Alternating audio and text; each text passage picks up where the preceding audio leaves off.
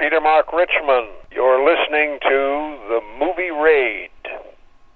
It's time for the movie raid, and tonight's victim is an actor and an author, and that is Peter Mark Richman, who played in many films as well as television. Hello. Hello, Mike. Hello. So what's going on? What's going on? I just had my breakfast. It's Saturday morning in Los Angeles, in the suburbs of Woodland Hills, and I'm content. Very content. And what's going on with you? I am sitting here with a microphone in my hand. Uh-huh. And I'm talking to some actor named Peter. I don't know. Peter Mark. Yeah. I never heard of him. Yes. I don't know. Some guy thinks he was in, like... You're much too young to hear of me extensively. That's okay. How old are you?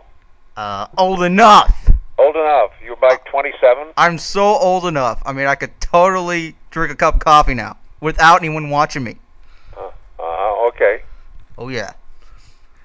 So what's this new project that you got going on? You mean my book? Your book, yes. Yes. My book is called I Saw a Molten White Light, ... Molten White Light. It's a spiritual revelation that I had when I was 6 years old, and I came to realize what it is as an adult, and it's something that is very dear to me and my wife and 4 of my kids, and it's a blessing. Mm. It's a spiritual pursuit called Subud, S-U-B-U-D. Mm. So look it up. Hey, look it up right now. Yeah. Like right now. Well, no. If you want to, yes. Have you ever thought of actually directing some of your stuff off your books? Because I know you did Four Faces. Four Faces was a play that I wrote. Yes. I developed at the Actors Studio. Yes. And I play. I've done a lot of writing that evolved as I matured as a writer. I'm an actor and a writer and a painter, and I've done a lot of things. No. A sculptor, and I wrote four, 5, 6 different scenes. They're more than scenes; they're complete plays, one-act plays, and I was compelled to put them together. And I tried them out at the Actors Studio and other small theaters in Los Angeles. And I had a play, and I did a production. I'd opened at Chapman University about 15 years ago, and was very successfully reviewed. I play one of the characters was a fundamentalist pastor. Then the second one was a man, Italian-American man, who loses a son on drugs. Then the intermission, and then the third character was a character called Gerhard, who was a former SS officer living somewhere in South America, whose grandson comes to visit him. And he's a really charming, frightening fellow, this SS officer, former. And the fourth character was it's kind of an up character named Daniel, who was an 83-year-old Holocaust survivor. And they're 4 completely different characters that I did in one performance. And I did about 3.5 months of the play. I opened it in Los Angeles and played a couple of theaters, and then a friend of mine who saw the play invested in film. So I have a film of Four Faces. It's a terrific film, but it has no sex and no violence in terms of car crashes and things like that. It's a very literate play. And so that's it, about Four Faces.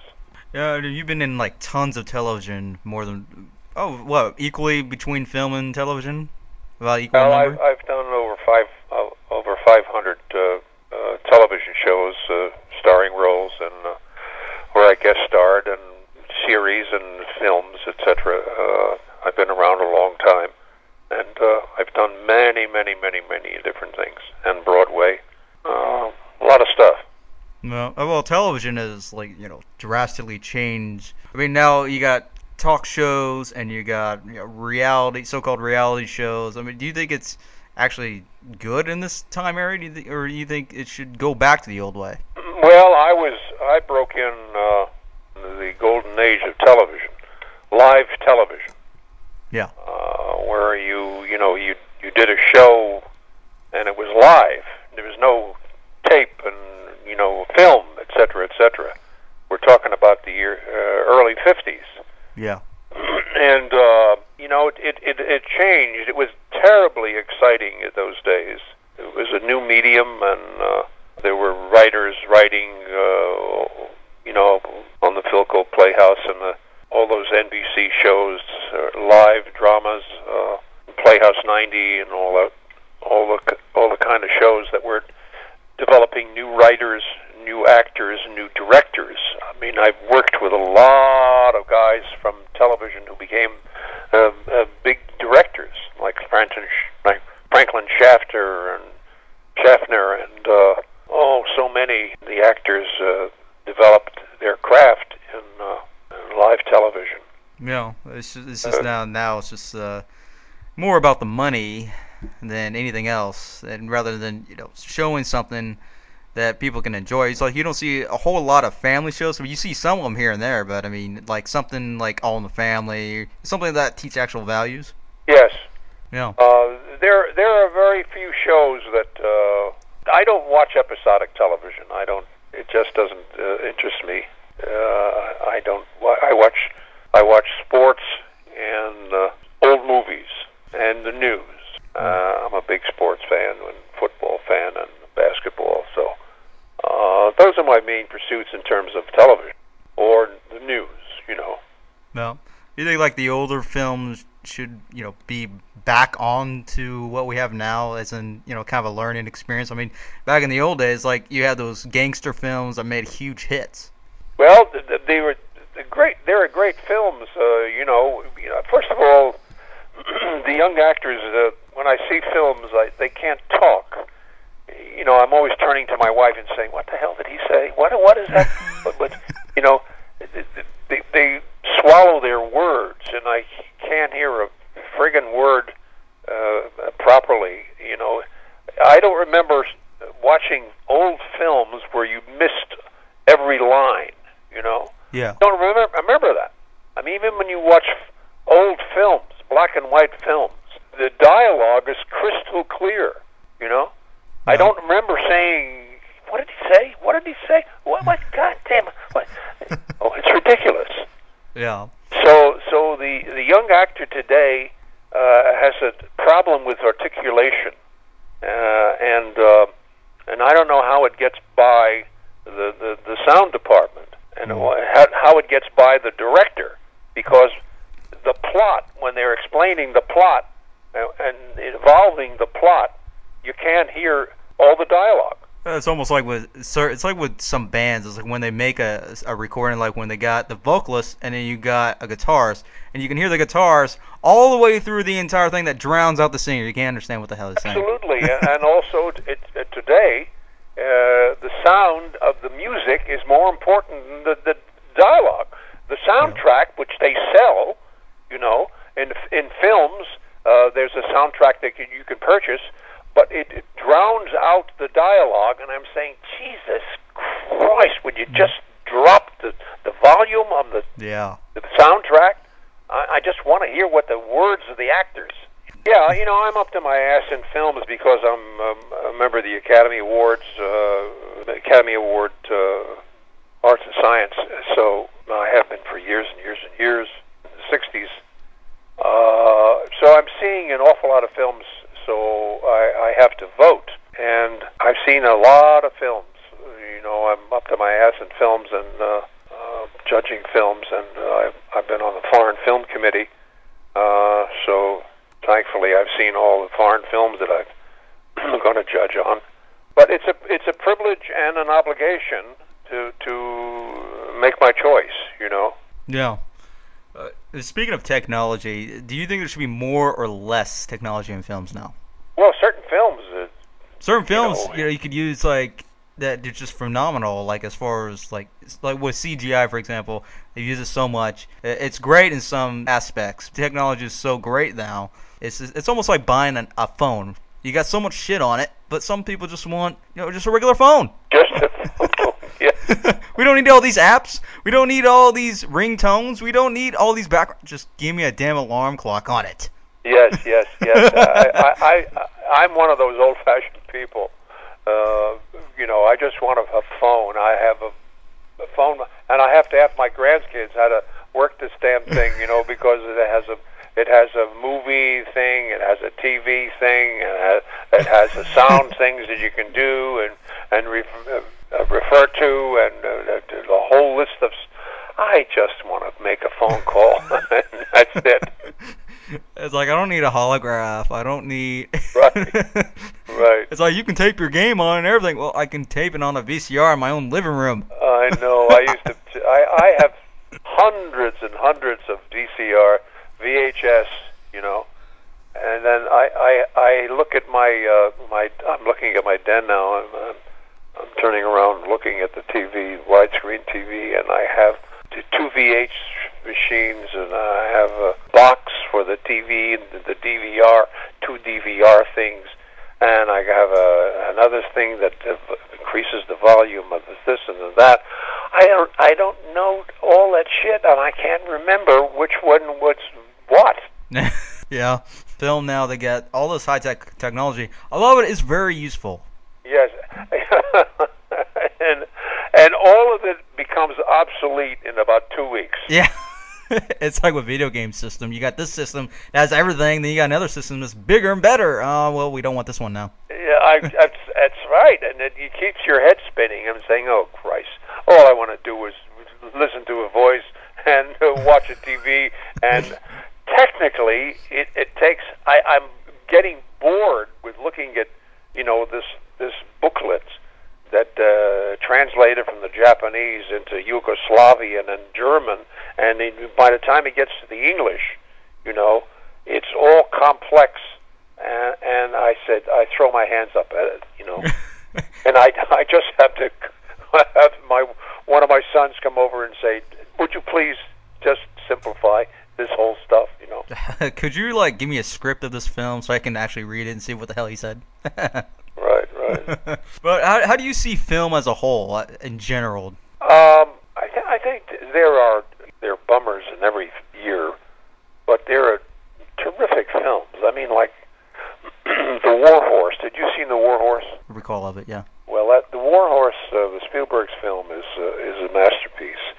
It is a great film. It's not getting the of course the ads are full page ads, double page stuff, especially during the Academy Awards, during the LA press. But they're all touting the artist. The artist is a nice film. It's a black and white film. It's kind of innovative because to see a silent film, it's a terrific film, but it doesn't come anywhere near The War Horse. Yeah. Or Hugo. Mm-hmm. Seen Hugo? Yeah. I mean, I saw that. That was the best 3D film that I've ever seen, and it was such innovative stuff. The opening shot in the train station is unbelievable. It's worth your going to the film to see the opening shot. Yeah. And there are some terrific films, and some of them are very overrated. Yeah, some of them just want to just make a shit ton of cash and just throw it out there. But the words direct to DVD is not always a great thing. It just goes. Say that again, Mike. It's the word direct to DVD is not always a great thing. Oh, direct to DVD? No. Yeah. If it didn't get a feature release Yeah. There's something that is not appealing to the general public. Yeah, usually it's never good when it's go direct to DVD. Yeah. Yeah, right. And then you go watch it, and it's like, I can see why. Right. All right, go ahead and plug in anything that you're currently in, any of your books, any websites, anything that you like. Promote the hell out of it. Is this, when do you expect this book to come out? By any chance? Idea. Right now it's going out to publishers. Uh-huh. We'll see. Okay. I hope within the year. Okay. Yeah. Is any of the other websites you want to plug in? A website I want to plug in? Yeah, petermarkrichman.com. There you go. www.petermarkrichman.com. You'll learn more about me than you ever cared to know. Yes. So do it now. It's got my paintings and my writing and my career. Yeah, it's got a whole slew of films that you've been in and TV series like Alfred Hitchcock Presents and amongst many others. Well, you got it up on the monitor? No? As I said, the one's coming out is called After the Wizard. After the Wizard. My first film was a film called Friendly Persuasion with Gary Cooper. Wow. That was a film that I broke into Hollywood that William Wyler brought me out to Hollywood. That was my first film. Mm. That goes back to 1956. Jeez. So what's about this the film that you're post-production for, The Wizard? After the Wizard? After the Wizard, yeah. What is it about? Yeah, describe a little bit about it, like your character and a little bit about the story. Well, it's a new book based on a new book, and one of the books that he wrote, L. Frank Baum wrote about 20 books, and one of them was Wizard of Oz.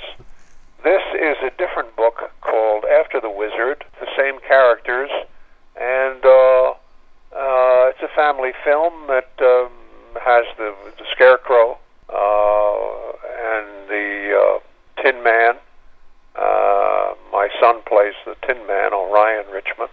And my wife, Helen, plays a school teacher who's retiring.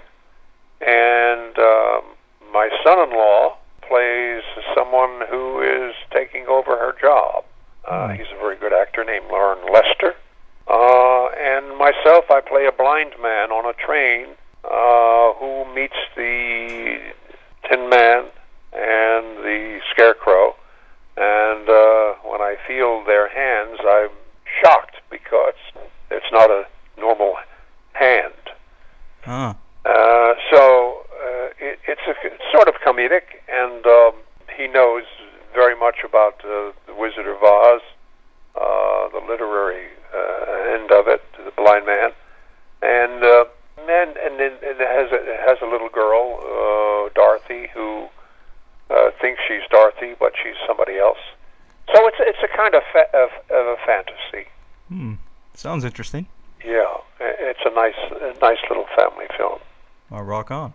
Yeah. And you have no idea when exact day this, or I should say year, this could possibly be out? I don't. I Okay. don't. And I have another picture called Mysteria, which is it's going to be released this year, which is kind of a mysterious blood and guts kind of film. Is this kind of like a torture porn film, or is it pretty much What? Is it like a torture porn film? Which means it's nothing but, blood and gore? No. Oh, so is it psychological? I think so. Oh, okay. All right, and you can also check out his site for any updates on these films you just mentioned.